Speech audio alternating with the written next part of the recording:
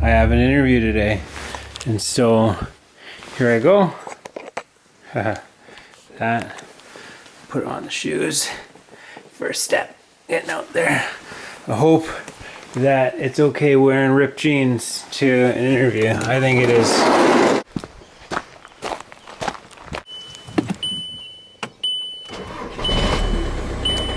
I planned this out so I have an hour because it's in a really pretty place. So I am early, so I just thought I would come and get a shot underneath this bridge. Alright, so I went for my interview and it went pretty well. Yeah, so I just thought I would stop here and reflect on it for a moment and then head on home. So we'll see. Another interview tomorrow.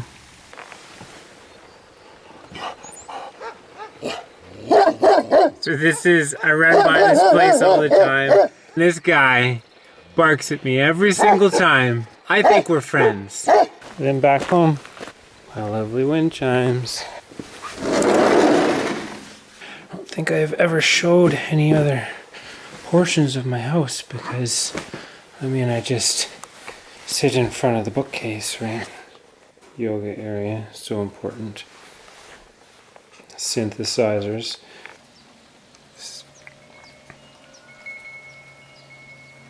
Such a beautiful scene that I get to look at.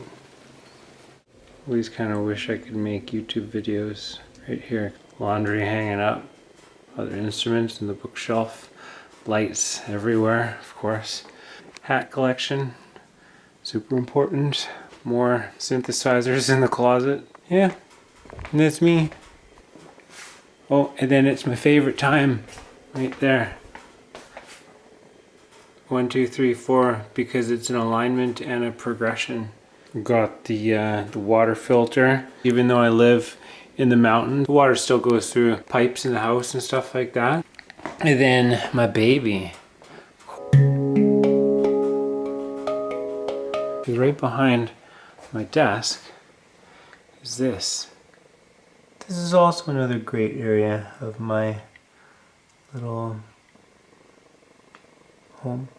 My candle, I made that. Got more big crystals. This is honestly kind of fun, just making videos like this. I can almost see doing that because I could make video and talk. I don't know how the sound quality is. This is a volume test. And this is a quality test. Yeah, you know, this is actually really nice. It's more intimate because it's quiet without all those lights. You know, I can think. I don't feel any pressure because I'm not sitting in front of the camera. You know, I think that there's enough beauty that can come in the gentle, quiet moments. You know, it doesn't have to be so in your face. You know, so structured around making certain videos about certain things rather than just letting it flow free, organically. You know, it can be whatever you want it to be. A form of expression. Maybe something beautiful. I just love this time of the day. It's still bright out, but salt lamps. And the beauty day shaping up. Dandelions are the best. Alright, so I didn't post a video today or yesterday because I'm gonna combine yesterday and today. Because it was like the interview, and then I have another interview today, and then there's like intimacy, which is like, you know, sharing in a different way rather than sitting there in front of the camera. I don't need to do that. Well, I can, but you know, I feel like there's a change going on in my life, and so yeah, I'm rolling with that right now.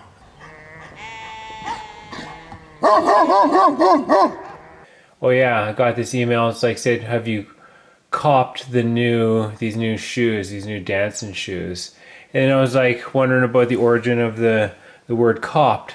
And so, yeah, it's interesting because it comes from Old French caper, which means to seize, or from the Latin capere, or something like that, which means to seize. And it's also why police officers are called cops, because they will take your stuff, to seize, to take.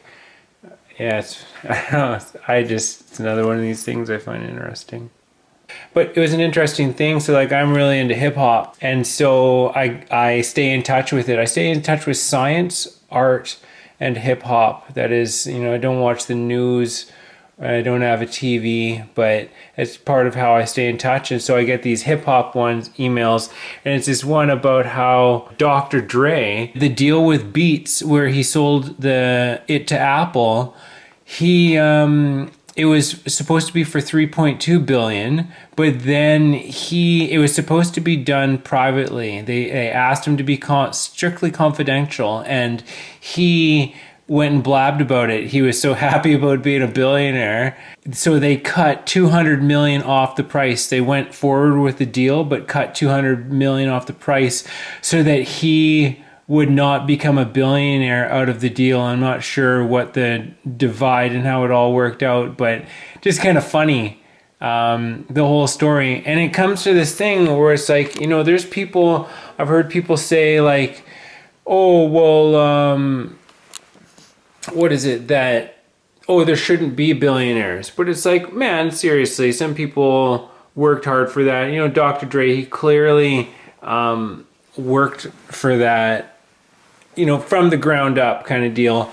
And so it's just like, I feel like we're in a time right now. It's like, yeah, there's all these billionaires, but doesn't that set the stage? Because if some of those billionaires start doing amazing things with that money, putting it to really good use, could change the world, right? I mean, always look on the positive side. That's all I'm saying. It's I think that the stage is set for something beautiful right now. So yeah, it's awesome anyways. Just continuing with that thought, I think that it is super interesting too, because if I feel like if one billionaire starts doing that, like really just like giving it all away, it'll catch like wildfire. Like once people with way more than they need realize that we can transform this world, this entire experience of kind of like life as we know it, with the system that's in place, like fast, with all that money, and it'll just change the mindset of things for so many people, and you'll just see things happen and start to happen in a different way than there it is. Then it's than we've typically been accustomed to. So yeah, positivity. What just occurred to me is that in using the camera in this way, in shooting this way, kind of like a first-person shooter, I think I will be able to incorporate a whole bunch of drone footage in it then, because of course it doesn't really make sense when you're just sitting there, but I have a drone, so let's give her a whirl.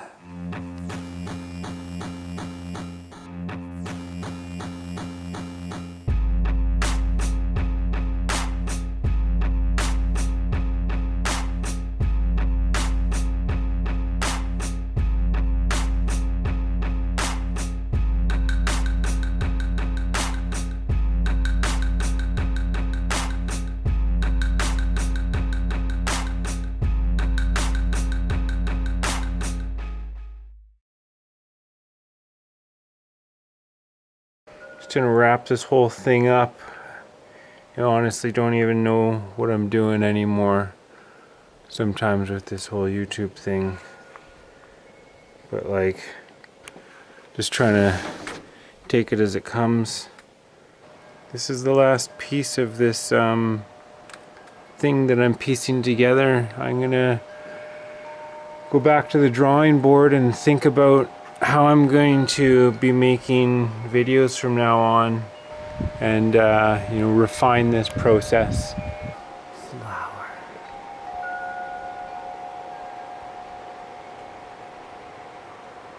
All right, so just wanted to make this video. It's funny, I was feeling like stepping away from this whole background and this whole shooting videos in this whole thing, but here I am sitting here again. So I guess kind of what happened is just I've been making videos like this, and then I went out on the road and I kind of got a taste for this whole first person shooter kind of thing, where you're just taking your camera around and filming stuff like that, and it's a lot of fun. I can see continuing doing stuff like that. I guess that's what vlogging is, right? But anyways, getting comfortable with that, and in doing so I ended up making a bunch of footage, basically just talking about stuff in different scenes and situations, but it became so much.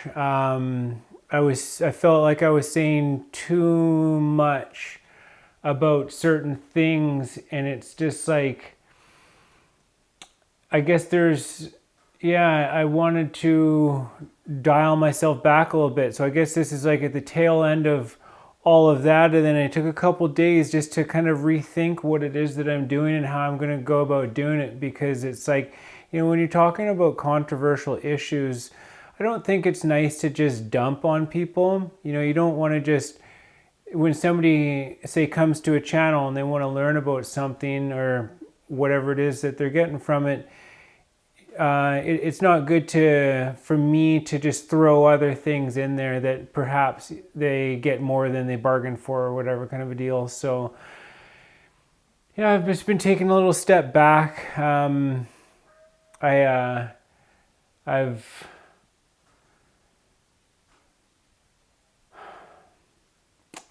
am an activist in my heart. To me, I've heard this before, but it's like they say activism is the rent that you pay for living here on planet Earth. It's not free. And when there's something that's going on in the world that you see, and you have a choice to either do something about it or not. I personally, I need to. I get like a condition sometimes when I'm not speaking my truth. I get, it's like it builds up, and I feel like I have something to share. And it's like, there's an old Hermetic thing. It's like the law of use. It's like you use what you're given. Everything is meant for use, and there is a repercussion to possibly have to encounter if you don't make use of what is given to you. If you don't make use of a gift, maybe you can think of it in simplest terms, kind of like, say, if you're a parent and you give a child something and they don't seem to appreciate that, and it's like literally the best gift ever. Unique, as each and every single one of us has something very special to contribute to society, life, and that kind of stuff. So I feel like I need to start speaking more along these terms, and be sure that I do it in the most respectful way that honors where everybody's at. And so I guess that's about where I'm at.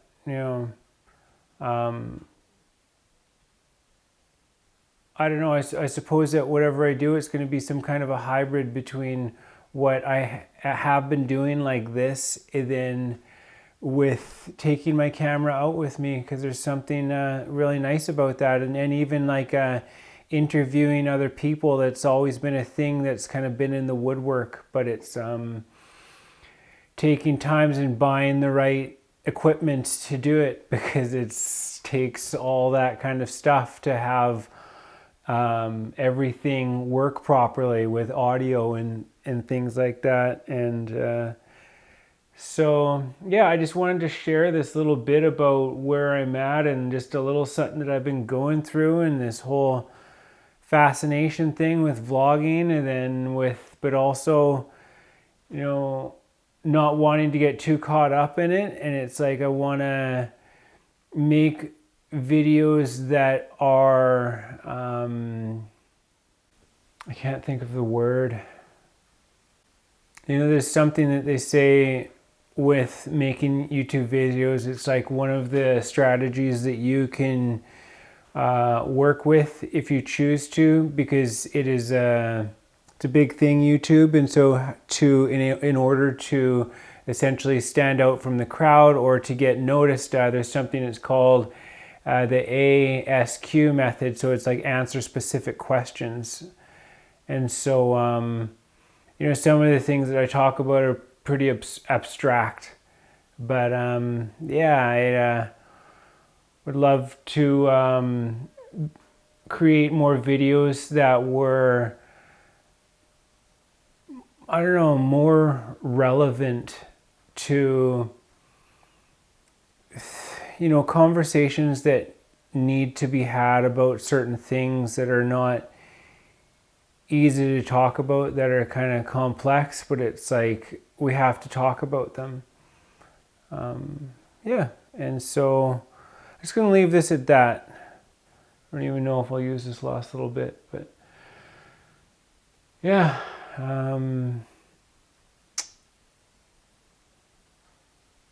But I will continue with whatever I'm doing, and it's something that I have a couple of weeks off before I start my new job, and that's great. I'm going to take it, and I figure I'm going to try to finish my book. Something that I worked on for about 10 years, and it sounds like quite the task, right? But so that's where there's this thing that one of my teachers talks about. It's called the threshold of believability. It's like, say, if you have something to do, some kind of a task, like whether maybe it's like tile a floor. It's like, well, could you do it in 1 hour? No, of course not. Could you do it in, 1 day? No, there's just too many steps. If you really understand what is required to accomplish the task, you can say with some confidence, no, I'm sorry. And it's like, if somebody's like saying, oh, I'll give you $1 million. It's like, no, I can't. Like, it's just not possible to do it, because it has to be done right. It's not just about getting it done. That's not the job. It's like, like say fixing a car, and you don't put it back together right, and it doesn't function properly or whatever, that's not the job done. So to get a job done, then you say, okay, well, can you accomplish this task in 2 days? 3 days? I don't know. Yeah, maybe, right? And that's it. That's the threshold of believability. And that is essentially, as I've been told, that is how long it could take. Of course, any person would need to devise a strategy, a plan, a way to approach the task, like methodically, and you have to have the materials and the expertise, and then a plan to execute, and then you can do such a thing. But it's amazing what a person can get done when properly motivated. And that's the other thing too, is the motivation. So yeah, we're going to see what we can get done here in this 2 weeks. This is the first day of the rest of my life. This is a new chapter for me, moving on from some old things that were no longer serving me. I'm very grateful for our time together with those things. But yeah, sometimes, it's time to pack up your stuff and get out of there, like at the end of the day at work. So that's what I'm doing. I'm moving on, and you can join me for this journey. I'll try to make it less about me and more about things that are actually interesting.